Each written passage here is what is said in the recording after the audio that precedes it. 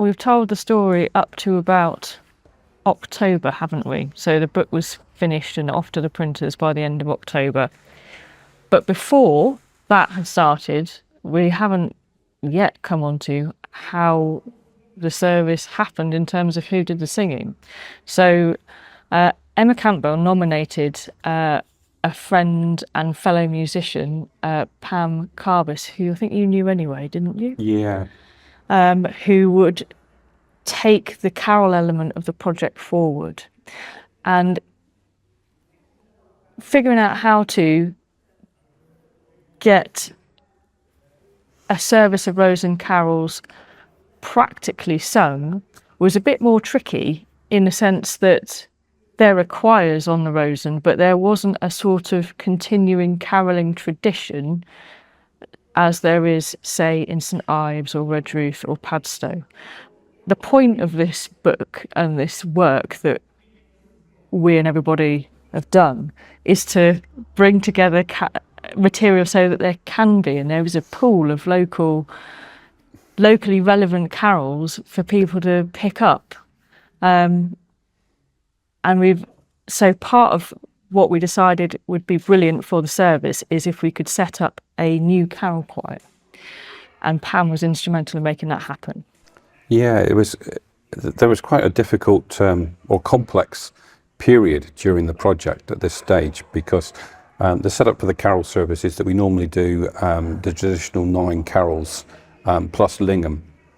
But obviously they can be done in different combinations or different blocks.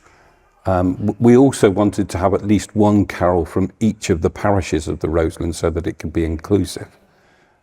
So picking out which were the best carols from all of the different sources we had, so that we had so that we had 1 from each parish, and also I started talking to a lot of the choirs around the Roseland and singing groups to be involved, and the feedback that we got was that there was no one carol that could learn there was no one choir that could learn 9 new carols.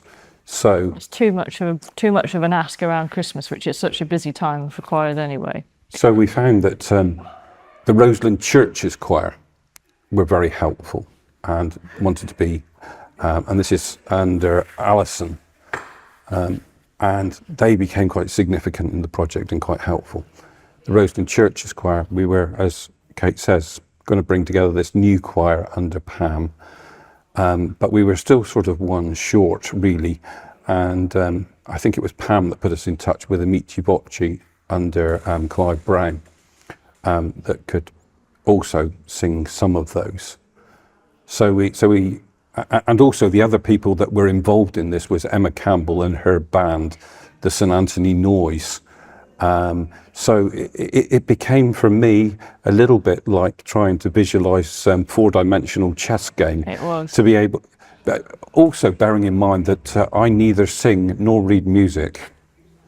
So for me, having to try and figure out which carols we would sing, which groups might sing them, and then which might be accompanied. And which ones might be accompanied by what. Yeah. Bearing in mind that some choirs are confident enough to sing unaccompanied, other choirs just want a musical note to start them off, others require accompaniment throughout. Yeah, and these are in 4 parts, and so if you're a choir that's used to singing in 4 parts, they're not tricky. But for the scratch carol choir, a new carol choir, learning to sing in 4 parts can be daunting. I don't think it's impossible by any stretch, because these carols come out of a church tradition where people would have been singing in harmony every week at church, but it's just not something that's commonly done now in most people's everyday lives. So learning to sing in harmony, while incredibly rewarding, can be daunting. So Nev's exactly right. Figuring out how all those differing needs were going to slot in together was quite tricky, but Pam did a fantastic job. And each of the choirs did a fantastic job, and we haven't even mentioned the fact that we had a children's choir yet. No, I mean that was one of the other choices that we made, was that this new composition that we had, Ruin Lanihorn, we decided that it would be nice to have some children involved in that, and the local guides troupe had said that they wanted to be involved. So that seemed to be another thing that we could do. We could bring in some children and they might sing one of the carols. But again, that was added another layer of complication and complexity into it. But that was quite difficult for me. But at the end, we kind of had to make an executive decision that, well, this is going to be it. This is what the choirs are going to be, and this is what they're going to sing. And when we got to that stage, it began to fall in place a little bit better. You know, it was all a little bit loose, and you were still thinking at some stages, how are we going to get this done? You know, it was that. Yeah, and because we've got this music, we just need to get it heard. But once we'd figured out which songs we were going to sing and who was going to sing them, it fell into place a lot better. Some of the things that made things easier were that, of course, Amici Voci could take the carols that we wanted them to sing, and they just took them off and rehearsed them themselves and learned them. Again, largely the same with the Roseland Church's choir, with Alison. Again, took off her songs and rehearsed those. Again, we had decided which ones were going to be accompanied by St Anthony Noise, so Emma could take care of that. So a lot of the work then became down to Pam Carbis and how we could pull together this choir, a scratch choir, to learn, well, 4 of the carols.